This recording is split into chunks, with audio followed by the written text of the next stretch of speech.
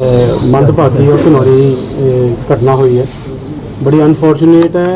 और मैं ये कहूँगा कि जिवें आपां हुण गल कर रहे हैं कि ये पुलिस का फेलियर है या एडमिनिस्ट्रेशन का फेलियर है, बट मैं कहना है कि एक सोशल फेलियर है, सोसाइटी का फेलियर है। अज तक बच्चों नूं असीं बचपन विच साडे आंढ गुआंढ च ही रहिंदे रहे हैं, पालते रहे हैं और पलते रहे हैं, और साडी सोसाइटी जिहड़ी है वो अगे वधनी चाहिदी सी, जिहड़ी असीं 2 स्टैप पिछे नूं आ गए। ये बड़ी माड़ी गल है।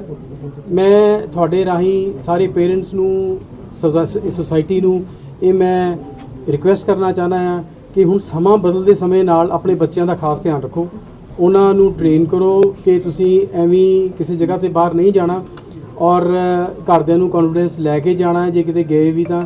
और जिहड़े लोकां दे जिहड़े होर भी जिहड़े सुन रहे हैं उन्हां नूं अवेयर करना चाहना है कि ये घटनावां जिहड़ियां हो रही हैं, इन्हां दी सज़ा बड़ी ही ज़्यादा है, फांसी तक है। और इस करके ये हर तक पहुँचनी चाहिए है कि जे बच्चे दे हक्कां दी, बच्चे दी इज्जत दी आपां ध्यान नहीं रखांगे तो उन्हां दी सज़ा जिहड़ी बहुत ही ज़्यादा है, सारी उम्र जेल या फांसी, इस तो घट नहीं है। और ये भी मैं कहना चाहूँगा कि कुछ बच्चों को सैल्फ डिफेंस वास्ते भी तैयार करना चाहिए ताकि बच्चे अवेयर होण और अपने आप को घट्टो घट्ट जे अज तक घर के नाल दी इंसीडेंट सी, जे किते होर होवे तो बच्चा इन्ना शार्प होवे कि उहदे चुंगल च निकल सके या आवाज़ लगा सके। सर पुलिस ने 9 दिन का रिमांड लिया है, आपको लगता है पुलिस ठीक तरह से कार्रवाई करेगी? बिल्कुल करेगी जी। कमीशन आया है किस लिए है? कमीशन का काम ही ये है कि उसने मॉनिटर करना है सबको। We will monitor each and every moment of the police, और वो हुआ करा जाएगा जी। हर लोग का कहना है कि उसको फांसी हो, इसके बारे में आपका क्या कहना है? देखो, पॉक्सो 6 लग गया है, पॉक्सो 6 में कम से कम सज़ा क्या है? उम्र कैद, ज़्यादा से ज़्यादा फांसी है। इस मैटर ऑफ इन्वेस्टिगेशन है और कोर्ट के ऊपर है। लेकिन जैसे ये जितना जी बताइए, सिर्फ ऐसे ही मंगल सिंह पर सवाल खड़े हो रहे हैं, बाकी जो पुलिस है दिन रात लगी रही जहाँ पर ड्यूटी दे रही, सभी को तो गलत नहीं ना कह सकते। देखो, ब्लैक शीप्स तो होती हैं हर डिपार्टमेंट में, और उसका अगर कोई गलती करेगा तो उसकी सज़ा उसको भुगतनी पड़ेगी। लेकिन सर, अगर बात की जाए सोसाइटी की बात करें, पूरा जो इलाका था, इलाका निवासी थे, उन्होंने एफर्ट किया, तब जाके ये मामला सामने आया। सोसाइटी तो अपना काम कर रही थी, पुलिस विभाग नहीं कर रहा था। मतलब बिल्कुल ठीक, मुझे इनका जवाब। हाँ जी, बिल्कुल आप ठीक कह रहे हो। देखो, कहीं ना कहीं यहाँ पर कमी तो रही है ना, तभी तो एक पुलिस ऑफिसर को सस्पेंड किया गया है। उसके आगे हम देखेंगे कि आगे प्यूनिटिव एक्शन क्या होना चाहिए, तो जो होगा वो लेंगे। नहीं, पता होने के बावजूद भी महिला पुलिस यहाँ पर नहीं पहुँची, और जो परिवार ये अगेन मैटर ऑफ इन्वेस्टिगेशन है, वो क्यों नहीं पहुँची, वी विल इन्वेस्टिगेट। हम देखेंगे, अगर कहीं एक्शन की जरूरत पड़ी तो वी विल सर्टेन टेक। हम सरकार की तरफ से जा रहे हैं। कोई शब्द भी नहीं है साडे कोल। ਉਹ ਮਾਂ ਜਿਹੜੀ ਕੰਧਾਂ ਨਾਲ ਸਿਰ ਰੱਖ ਕੇ ਰੋ ਰਹੀ ਹੈ, ਮਤਲਬ ਉਸ ਮਾਂ ਦੀ ਤੁਸੀਂ ਇੱਕ ਸਿਰਫ ਫੀਲਿੰਗ ਨੂੰ ਸਮਝਣ ਦੀ ਕੋਸ਼ਿਸ਼ ਕਰੋ, ਜਿਹੜੀ ਸਵੇਰੇ ਹਰ ਰੋਜ਼ ਆਪਣੀ ਬੇਟੀ ਨੂੰ ਤਿਆਰ ਕਰਕੇ ਸਕੂਲ ਭੇਜਦੀ ਸੀ, ਤੇ ਉਸੇ ਬੇਟੀ ਦੀ ਲਾਸ਼ ਨੂੰ ਉਹ ਮਹਿੰਦੀ ਲਗਾ ਕੇ ਵਿਦਾ ਕੀਤਾ ਉਹਨੂੰ। ਇਸ ਤੋਂ ਜ਼ਿਆਦਾ ਦੁੱਖ ਕੋਈ ਨਹੀਂ ਹੋ ਸਕਦਾ। ਮੈਂ ਵੀ ਇੱਕ ਮਾਂ ਆ, ਔਰ ਮੈਂ ਇਸ ਫੀਲਿੰਗ ਨੂੰ ਬਹੁਤ ਚੰਗੀ ਤਰ੍ਹਾਂ ਸਮਝਦੀ ਹਾਂ। ਅਸੀਂ ਅੱਜ ਇੱਥੇ ਆਏ ਸੀਗੇ, ਸਾਡੇ ਚੇਅਰਮੈਨ ਸਾਹਿਬ ਚਾਈਲਡ ਕਮਿਸ਼ਨ ਤੋਂ ਸਾਡੇ ਨਾਲ ਨੇ।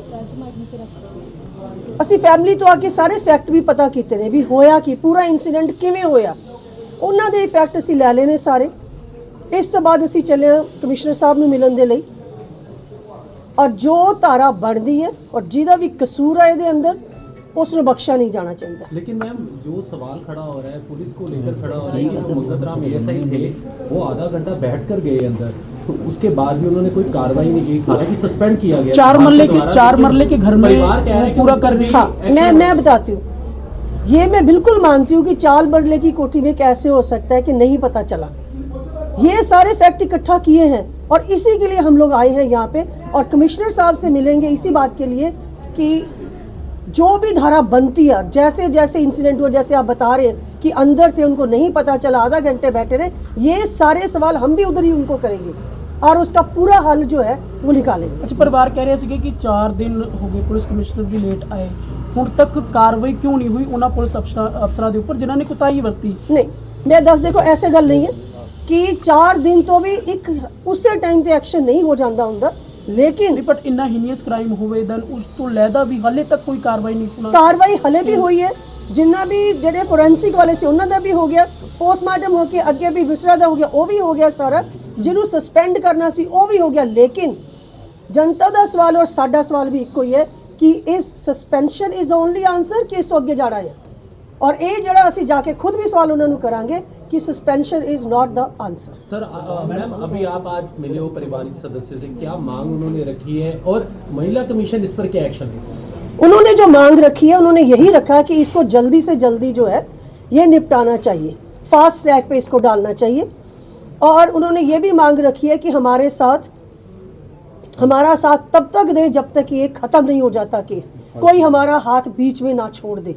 उसके लिए हम दोनों कमीशन ये प्रॉमिस करते हैं कि जब तक इसको आखिरी पड़ाव तक नहीं ले जाएंगे हम इसमें अड़े रहेंगे। चार्जशीट बनने के बाद ही फास्ट ट्रैक पे जाएगा ये तो केस? अभी बनेगा, चार्जशीट नहीं तैयार हुई। 4 दिन में सिर्फ जो रिपोर्ट्स आनी है, पोस्टमार्टम रिपोर्ट आनी है, बाकी रिपोर्ट्स आनी है वो आ जाने दीजिए, उसके बाद होगा। कमीशन, ये दोनों कमीशन किसके लिए बने हैं?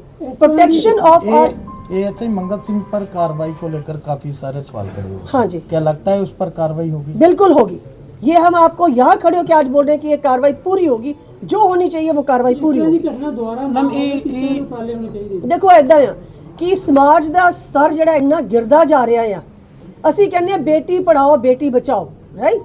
ਅਸੀਂ ਬੇਟੀ ਪੜਾਉਣ ਦੇ ਲਈ, ਉਹਨਾਂ ਦੇ ਰਸਤੇ ਲਈ, ਉਹਨਾਂ ਨੂੰ ਉੱਚਾ ਚੱਕਣ ਲਈ ਸਾਰਾ ਪ੍ਰਬੰਧ ਹੋ ਚੁੱਕੇ ਹੈ। ਐਜੂਕੇਸ਼ਨ ਲੈ ਲਓ, ਬਾਕੀ ਸਿਵਲ ਲੈ ਲਓ, ਮਗਰ ਉਹਦਾ ਕੀ ਕਰੀਏ? ਜਿਹੜੇ ਸਮਾਜ ਦੇ ਅੰਦਰ ਘਰਾਂ ਦੇ ਅੰਦਰ ਸ਼ੈਤਾਨ ਬਣੇ ਬੈਠੇ ਨੇ, ਉੱਥੇ ਅਸੀਂ ਕੀ ਕਰੀਏ? ਕਿਸੇ ਨੇ ਆਪਣਾ ਮੁਖੌਟਾ ਬਦਲੀ ਕਰਕੇ ਆਪਣੇ ਆਪ ਨੂੰ ਸ਼ਰੀਫ ਇਨਸਾਨ ਬਣ ਕੇ ਸਾਡੇ ਹੀ ਘਰਾਂ ਦੇ ਅੰਦਰ, ਸਾਡੇ ਗਲੀ ਮੁਹੱਲੇ 'ਚ ਰਹਿ ਰਹੇ ਨੇ, ਉਸ ਦਾ ਕੀ ਕੀਤਾ ਜਾਵੇ?